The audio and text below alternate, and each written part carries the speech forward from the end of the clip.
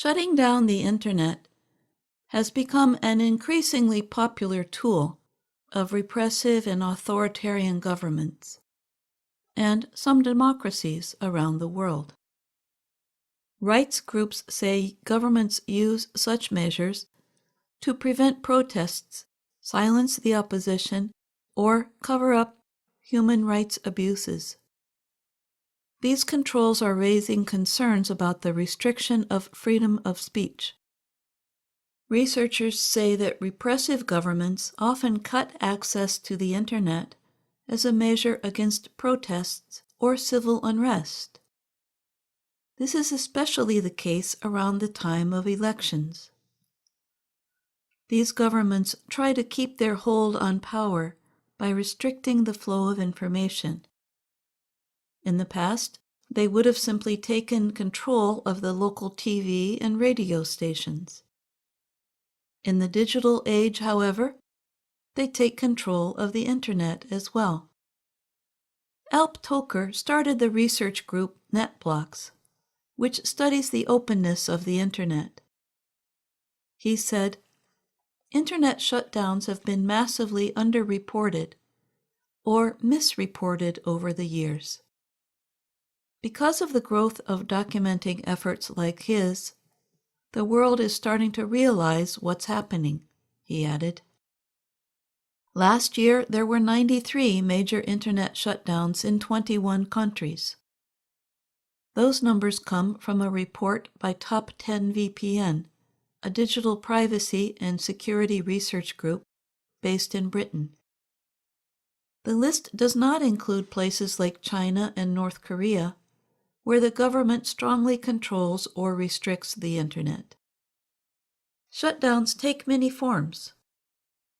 The report said they can be complete Internet blackouts, or they can involve blocking social media companies, or sharply reducing Internet speeds.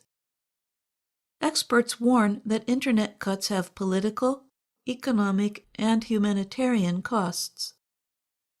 The situation is even worse because of lockdown measures to prevent the spread of the new coronavirus that require school classes to be held online. The shutdowns are part of a wider debate over control of the Internet. In the West, efforts to limit social media have raised competing concerns about restricting free speech and limiting harmful information. In the past few weeks, several countries have cut Internet access or placed limits on social media. In Myanmar, the Internet was cut for about 24 hours after the army seized power and arrested leader Aung San Suu Kyi and her supporters.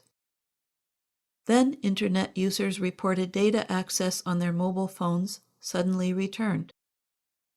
Norway's Telenor ASA runs one of Myanmar's main wireless carriers and temporarily shut down networks.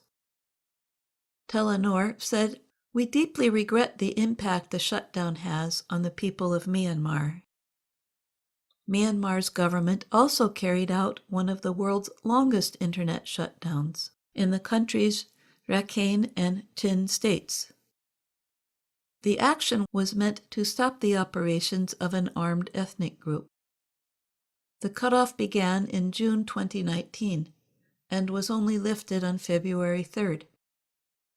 In Ethiopia's Tigray region, Internet access has been out since fighting started in early November. That has made it difficult to know about violence and humanitarian concerns there. In Uganda, restrictions on social media sites, including Twitter, Facebook, and YouTube, took effect ahead of a January 14th presidential election. Officials said it was to prevent opposition supporters from organizing possibly dangerous street protests. Europe's first Internet blackout took place in Belarus.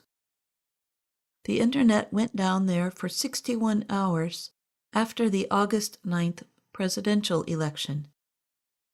Service was cut after election officials reported the victory of President Alexander Lukashenko. Protesters claimed the vote was unfair. Netblocks Toker said the public and the international community will begin to see shutdowns as normal. He called it the greatest risk to our collective freedom in the digital age. Internet shutdowns are also common in democratic India. Prime Minister Narendra Modi's government has recently used them more often to target his political opposition. Daryl West is a vice president of governance studies at the Brookings Institution who has studied internet shutdowns. He said democracies are also using shutdowns. The risk is that once one democracy does it, others will be tempted to do the same thing. It may start at the local level to deal with unrest, but then spread more broadly, he said.